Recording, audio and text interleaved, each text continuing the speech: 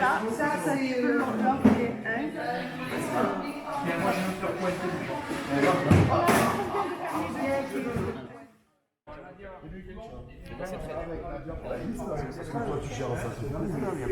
La liste elle est où? Oui. Par contre la caisse pour les t-shirts il y a les où? Là. Attendez, excusez-moi, vous parlez. On a combien? On a une liste, il faut pointer les. Oui, je l'avais dit. Qui ont des. Attends, voilà, ça c'est l'entrée. Hein.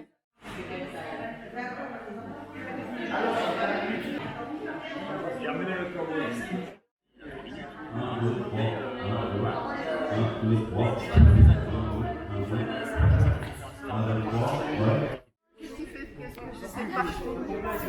Il faut immortaliser cette organisation. Oui, quelque chose.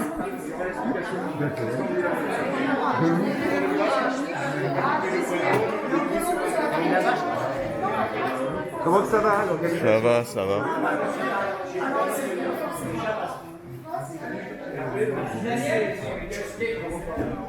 Daniel, le feutre noir, à ce qui paraît, c'est toi qui es là.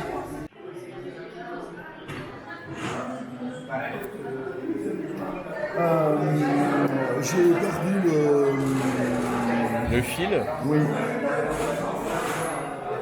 Tu peux parler le micro, Daniel, c'est qu'il est hyper fort là. Il n'y a que ça d'ouvrir. Ah le bol, les banques. Oups, mais bon, je ne veux pas. Et bonjour.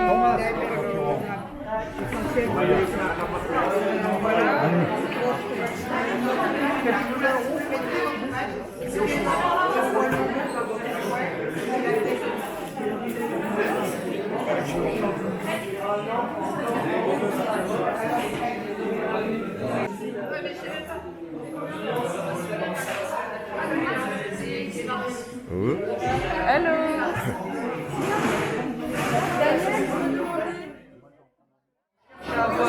On cherche à avoir une organisation dans laquelle chaque groupe va pouvoir être créatif, va pouvoir s'exprimer et le résultat va être partagé. Que le résultat soit une conclusion commune à tous ou qu'il soit la mise en évidence des cas. Parce que c'est à partir des différences qu'on va pouvoir arriver ensuite à construire. S'il vous plaît, bonjour à tous. Bonjour. Alors pour commencer, on va vous demander donc, de penser à bien éteindre votre portable, et mettre en mode silencieux. Merci. En plénière et d'éviter le remix, c'est très important. Sans attendre, l'ordre du jour vous a été envoyé il y a plusieurs jours pour que chacun puisse remonter leurs remarques. Je vous rappelle à tous. Donc maintenant, je vais passer la parole à Sabrina, qui va vous expliquer. À Sabrina, pardon. À 9h15, on commence à 9h30, ce qui va nous décaler jusqu'à midi. Donc de 9h30 à 11h15, avant c'était sur votre feuille, c'est marqué 11h, donc jusqu'à 11h15, on débattra en petits groupes de 10 ou 12 au maximum. Vous verrez que les thèmes des groupes sont installés, on installera les chaises et il y a la possibilité de dédoubler des groupes ou d'en supprimer si personne n'est intéressé. Donc le premier groupe, quelles actions? Doit-on continuer les manifestations du samedi, les occupations de rond-point? Comment participer aux autres types de manifestations? Groupe 2, comment le peuple peut-il exercer le pouvoir? Le RIC peut-il cohabiter avec l'oligarchie financière? Quel bilan des mobilisations passées?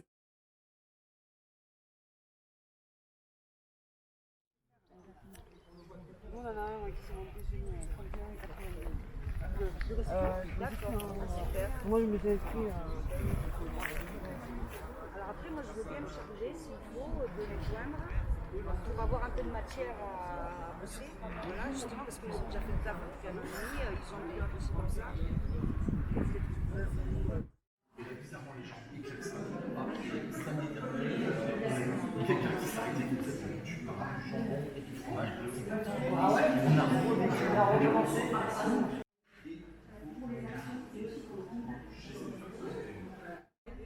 Mais baissant un petit peu les retraites en faisant une surimposition des retraites, ce qui est dans les coulisses. Hein.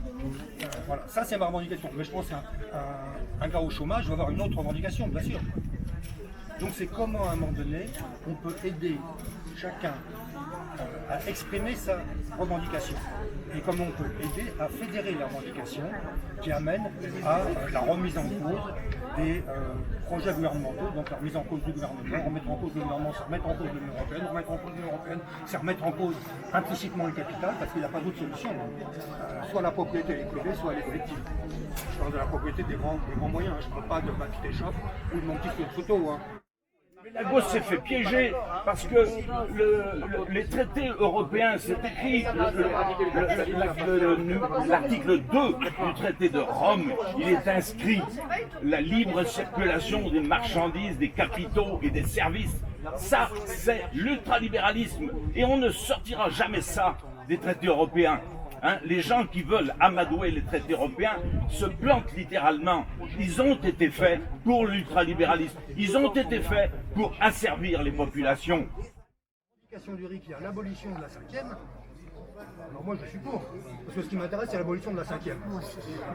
Parce qu'en abolissant la 5e, on tire le tapis, tombe l'Union européenne, ouvre un mouvement. C'est le produit d'un mouvement populaire qui définira peut-être autre chose que le RIC et je m'en fous. Le principal c'est qu'il définisse quelque chose. Voilà. Donc ça c'est. Je pense que les interventions maintenant devraient aller vers une pré-synthèse. Et puis même si, mettons, au niveau, on va dire, départemental, on va dire, si quelques groupes ils sont plus forts sur ce domaine-là parce qu'ils ont des compétences, ils ont, mettons, on va prendre des gens qui sont dans la médecine ou des gens qui sont plus dans le bâtiment. Sauf le petit chef décide à la base de notre. On arrête avec cette vision-là. On a 21 mois de maturité depuis. Moi j'aimerais bien. J'ai une phrase à dire. C'est moi personnellement, je pense, un point qui peut, on va dire, de limite, on va dire.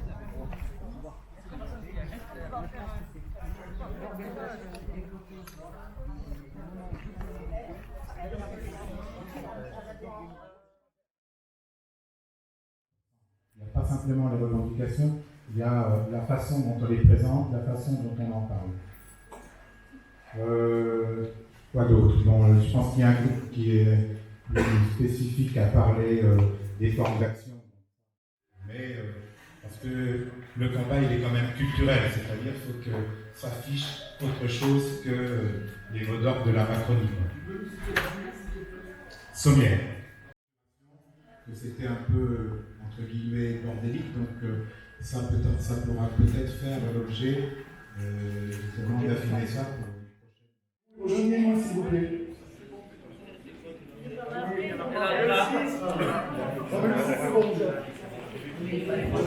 Donc, je réexplique. Le groupe 6 a besoin de temps pour se mettre d'accord pour un compte rendu de la discussion. Donc on fait comme pour le groupe 1, on passe au suivant, le groupe 7. Il est là. Le groupe 7 est là.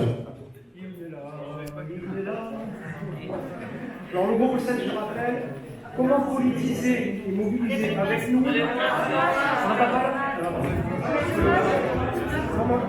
Là, ça va.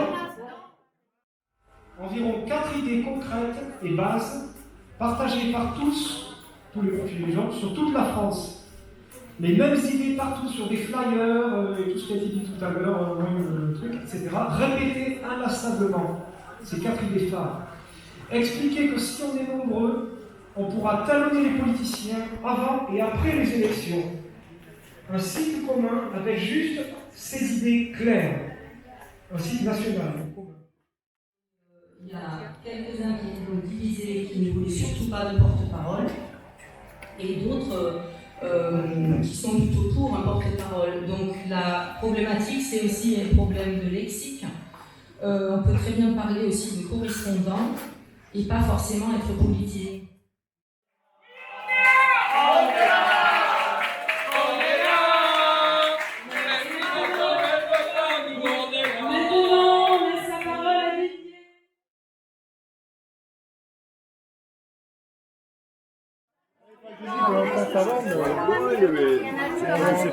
c'est pas incompatible.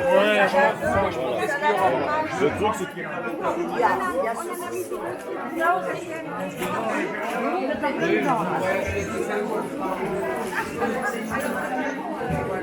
non, il y a des fromages, mais moi, je peux ramener mon fromage.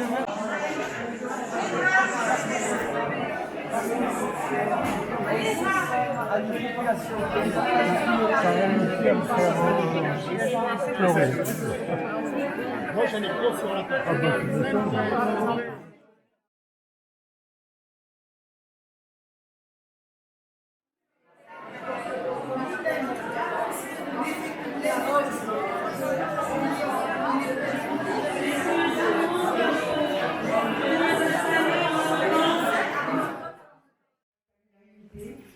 Et j'ai le plaisir de vous dire qu'elle va vous être annoncée par Clara. Bonjour. Un grand merci pour votre accueil. C'est super d'être parmi vous aujourd'hui. Alors, les dates qui ont été définies à ce jour, relativement fixes, c'est du 13 au 15 novembre. Alors, ça va se passer bien sûr en Ile-de-France, probablement pas Paris intramuros, faut pas rêver. Voilà. Et en fait, on va garder le lieu secret le plus tard possible. Et en fait, on donnera quelques semaines avant une approximation quand même du département où à 20 km d'eux, à 50 km d'eux, pour que les gens puissent quand même déjà se préorganiser. Voilà. Donc je donne maintenant la parole à Benjamin. On reste pour le 17 ? C'est exactement, merci pour la passerelle. C'est évident que ça sera les 2 ans de notre mouvement, et ça, il ne faut pas le rater.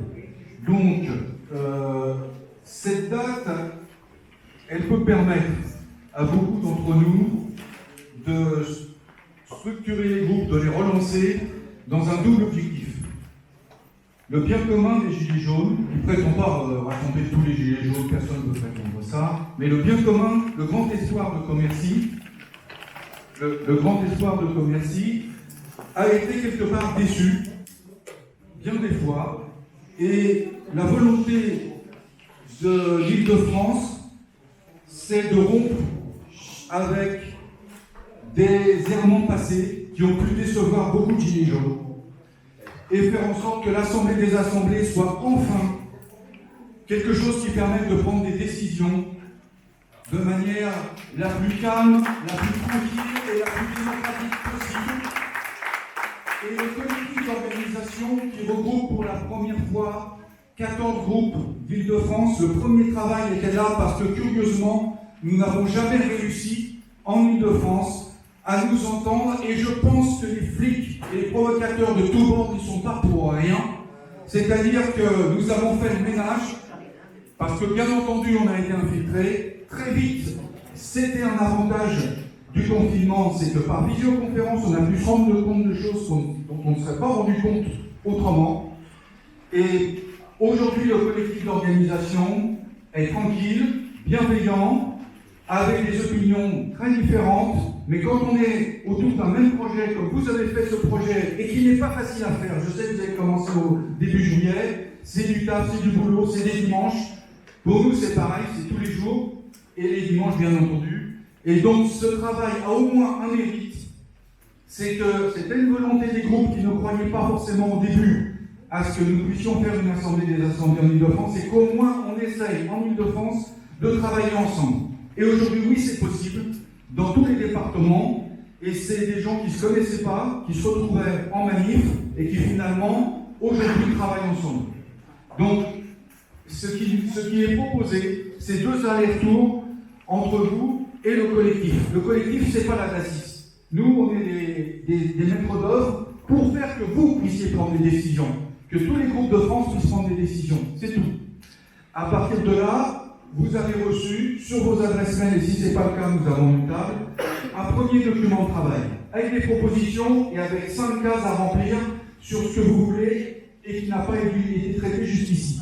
Ça ne sera pas seulement un laboratoire d'idées, ça sera vraiment un organisme où on prend les décisions tous ensemble. Et je vois qu'ici vous êtes beaucoup en plénière et ça nous inspire et nous écoutons et nous notons tout ce que vous dites parce que ça vaut tous les retours écrits que nous avons d'entendre directement des gilets jaunes investis dans leur ville, dans leur village, dans leurs ronds-points et dans les manifs, dans toutes les actions qui sont menées de manière très différente par tous les gilets jaunes, quelles que soient leurs opinions. Voilà ce que nous sommes, c'est-à-dire nous ne sommes rien et soyons tout, comme on dit.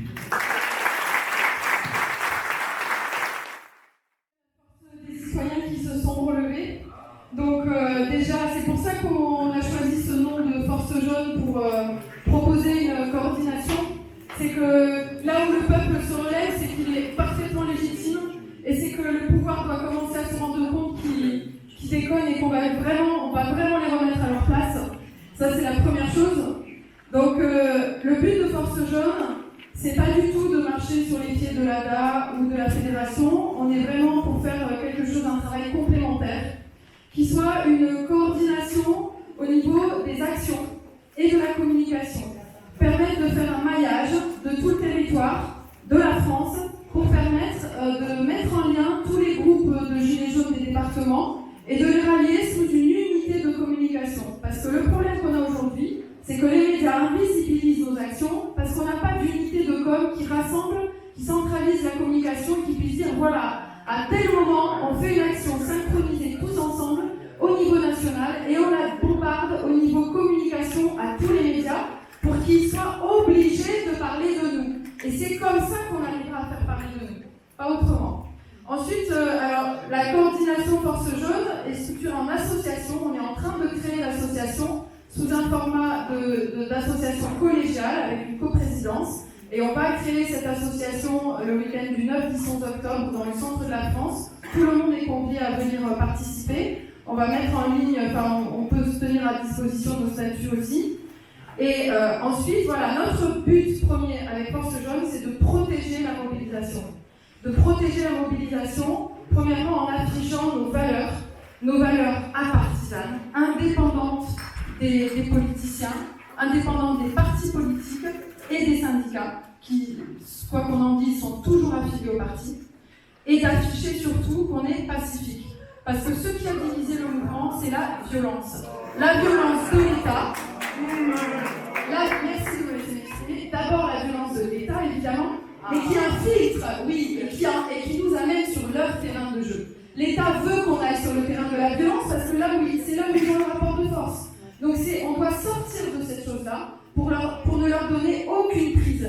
Et la majorité des Gilets jaunes ont toujours été pacifiques et l'ont toujours revendiqué. Ensuite, on a une stratégie à proposer, une vision stratégique qui est celle de la dissolution de l'Assemblée nationale, parce que c'est la seule chose qui pourra faire péter la 5e République. Parce que si on dissout l'Assemblée, on fait sauter tous les députés, tous les politiques qu'on critique, et on appelle derrière à des états généraux citoyens pour mettre en place une Assemblée constituante, et c'est qu'en passant par la dissolution et des états généraux qu'on pourra mettre en place le RIC. Parce que si on ne demande que le RIC, ils ne vont jamais nous le donner dans cet état actuel du système politique. Jamais ils nous donneront gain de cause. Donc voilà, amour, force et honneur, c'est notre devise pour la démocratie. Et aux Gilets jaunes, aux lecteurs, on lâche rien, on est là. Et on doit protéger nos mobilisations et on ne lâchera pas. Voilà. Merci.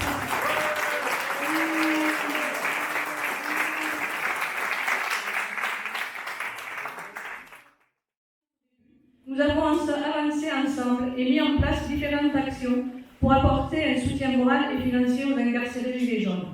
Échange de courrier avec les détenus, virement bancaire pour le cantinage et pour les plus isolés, nous faisons en fonction des besoins, achat de vêtements ou visite au parloir par exemple. Nous aidons les incarcérés Gilets jaunes de la région et nous avons fait connaissance, prison de Béziers, Carcassonne, Perpignan et Villeneuve-de-Maguelone. Pour pouvoir faire vivre ce collectif et récolter cet argent, nous donnons de notre temps. Nous organisons différents événements comme des concerts, des vide-greniers, des tombolas, coupe de cheveux, vente de masques. Et nous faisons aussi appel à la solidarité lors des manifs, des dons spontanés avec notre cagnotte en ligne. Actuellement, nous soutenons 7 détenus, dont les 5 de l'affaire de l'incendie péage gendarmerie de Narbonne, qui ont écopé de peines très lourdes. Alors là, je parle à mon nom. Les 5 qui sont en prison, c'est vraiment pas les responsables de ce qui s'est passé. Nous avons soutenu une quinzaine, depuis la création du collectif, nous avons soutenu une quinzaine de personnes qui correspondent à des personnes incarcérées ou pour l'aide au paiement de certaines amendes, même si nous conseillons d'abord de les contester si cela est possible.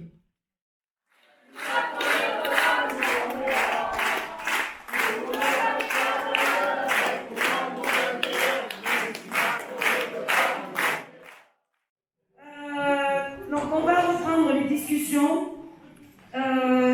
Nous vous rappelons, comme ce matin, vous pouvez venir vous inscrire ici.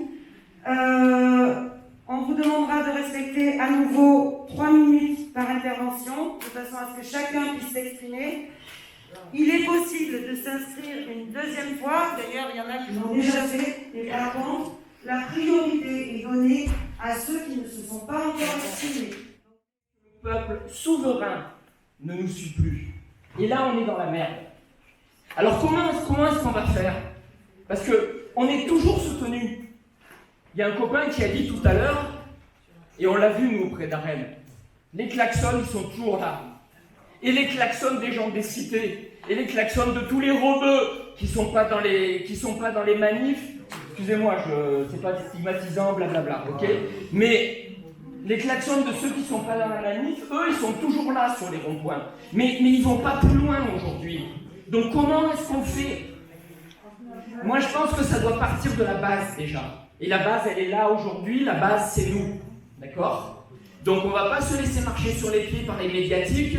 Il y a l'autre abruti d'Olive qui a fait une putain de vidéo dans laquelle il dit le mouvement des Gilets jaunes est mort. On est là pour prouver que c'est pas le cas, d'accord?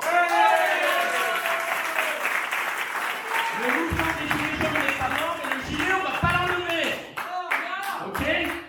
Donc, face à tous ces médiatiques, on va se structurer. On va se structurer en partant dans la base. La forme, on a eu un atelier difficile ce matin, on n'est pas tous d'accord sur la forme. Mais putain, on n'a pas le choix. Pourquoi on n'a pas le choix? Parce qu'on est en train de s'attaquer à un truc monstrueux. Alban en a parlé ce matin. On est en train de s'attaquer à un capitalisme apatride qui a un effet gravitationnel, un effet d'accumulation monstrueux. Ce sont ceux qui gagnent le plus, qui gagnent encore plus.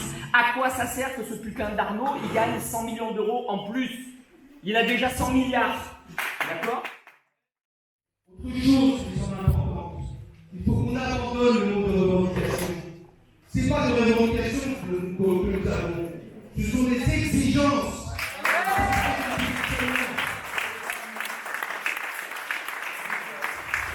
Parce que dès qu'on rentre dans le cadre des revendications, on devient à terme un corps intermédiaire comme des syndicats. Et on se fait bouffer la laine sur le dos. Là, en effet, si le point de départ fut une taxe de trop sur le carburant qui allait frapper les plus démunis, tous les maux de notre société sont remontés à la surface. La misère sociale, la perte de son travail, l'emploi précaire, les retraites de misère, la décomposition sociale de certains quartiers, la disparition des services publics, les difficultés pour vêtir et nourrir nos enfants, ou encore voir nos parents terminer leur existence dans la pauvreté. Alors qu'à l'autre bout de la pyramide, homard et champagne, les rapports étroits entre milieux financiers et les politiciens, l'influence en tout genre, les lobbies. Si Macron a été la cible de notre mouvement, c'est bien contre l'ensemble des politiques menées ces dernières décennies que nous nous sommes levés. Ces problèmes n'ont pas disparu. Au contraire, le gouvernement lui-même annonce une explosion du chômage. Des plans de licenciement tombent tous les jours. Même les personnels hospitaliers, pourtant aux premières loges de la crise du Covid, et applaudis tous les soirs, n'ont pas obtenu ce qu'ils voulaient. Les restructurations d'hôpitaux, la pression au résultat, la désertification de régions entières, tout cela va continuer sous Macron. Macron n'a pas réussi, n'a pas renoncé à continuer sa politique, nous ne renoncerons pas non plus. Contre la répression,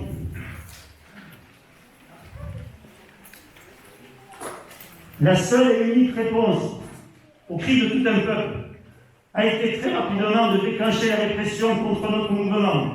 Cette répression n'est pas tombée du ciel et n'a pas été organisée par les préfectures de leurs propres chefs. C'est Castaner et Macron qui en sont responsables, de même que tous ceux qui en ont été les complices.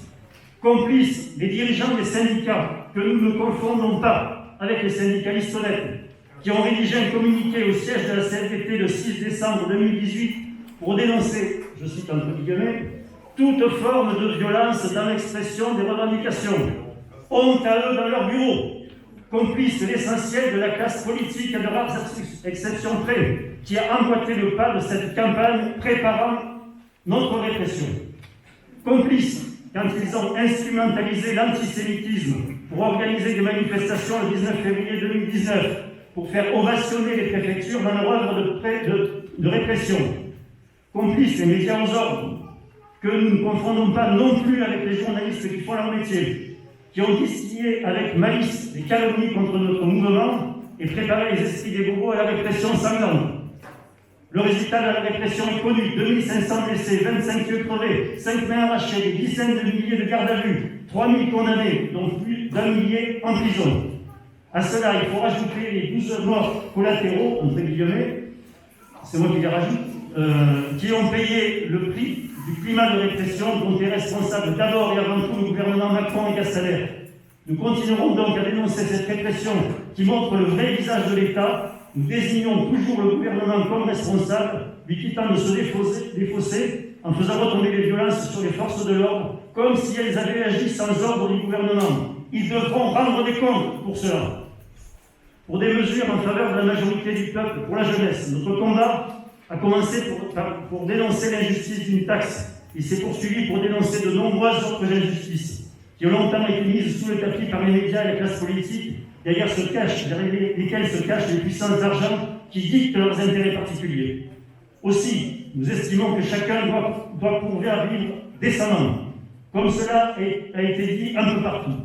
Les petits artisans doivent pouvoir vivre de leur travail, sans être accablés de charges. Respectons la devise des droits de l'homme. Une contribution commune est indispensable. Elle doit être également répartie entre tous les citoyens en raison de leurs facultés. Justice fiscale pour tous. Notre jeunesse doit pouvoir faire des études dans de bonnes conditions et obtenir un diplôme reconnu et avoir un travail non précaire. Les anciens doivent avoir une retraite qui leur permette de vivre après une vie de labeur. Non à la retraite à points, retrait de cette réforme de répartition de la misère. Tout le monde, quel que soit son lieu d'habitation, doit avoir accès aux mêmes droits. La santé, la justice, la poste, l'école, l'électricité, l'eau, la voirie, les transports, etc. Égalité sur tout le territoire. Une république pour tous. Et je rajoute l'amendement qui est... C'est pas sûr.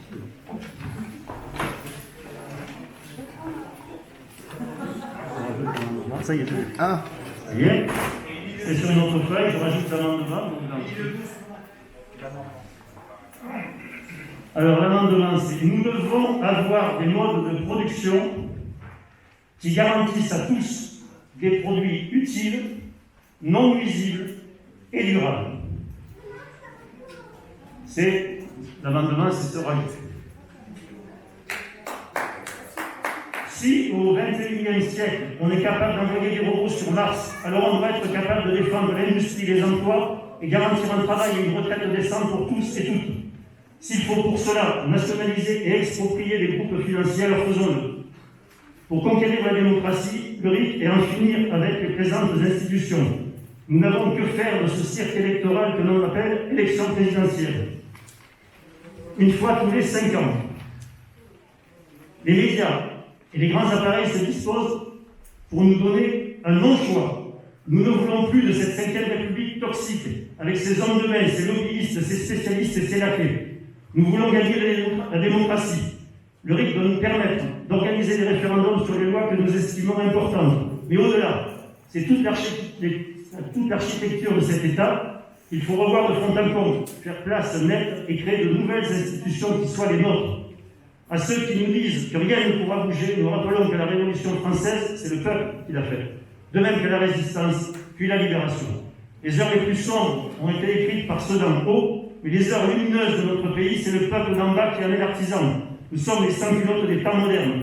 Nous disons donc le RIC contre la 5e République, la démocratie enfin, place au peuple. Nous voulons nous réapproprier la démocratie et le contrôle de notre avenir.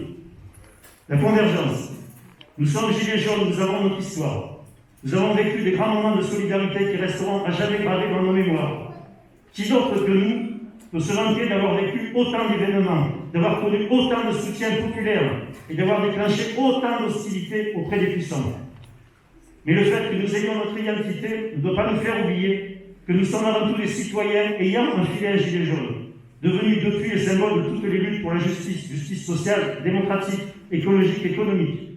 C'est ainsi que naturellement, spontanément, nous avons rejoint les combats que nous estimions justes, sans avoir à nous concerter. Nous nous sommes retrouvés avec les travailleurs en lutte pour leurs droits, car nous sommes aussi ce combat. On a même vu de nombreux gilets jaunes dans les assemblées générales de travailleurs. Nous avons aussi soutenu les combats citoyens avec la jeunesse pour le climat, sans tomber dans le panneau de l'écologie sauce Macron, par avant pour bonne conscience dans le but de faire oublier les vrais problèmes.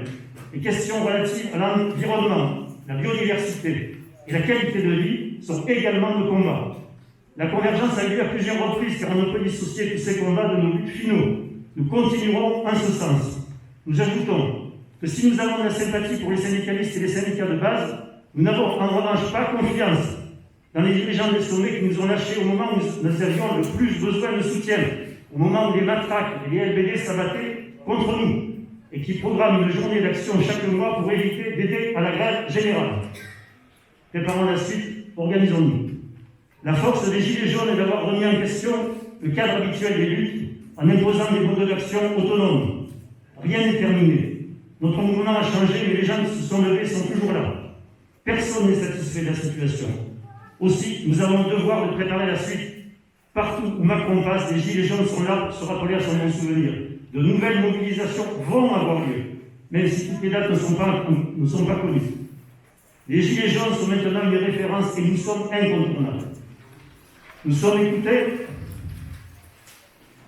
quand nous décidons de nous exprimer. Cela nécessite de nous organiser pour nous préparer. Nous avons appris le combat, la lutte, nous avons rédigé des tracts et des affiches, nous avons réfléchi. Nous ne sommes pas des professionnels de la politique, mais nous sommes le nombre, organisons notre force. C'est la fin du texte de résolution sur lequel nous allons voter.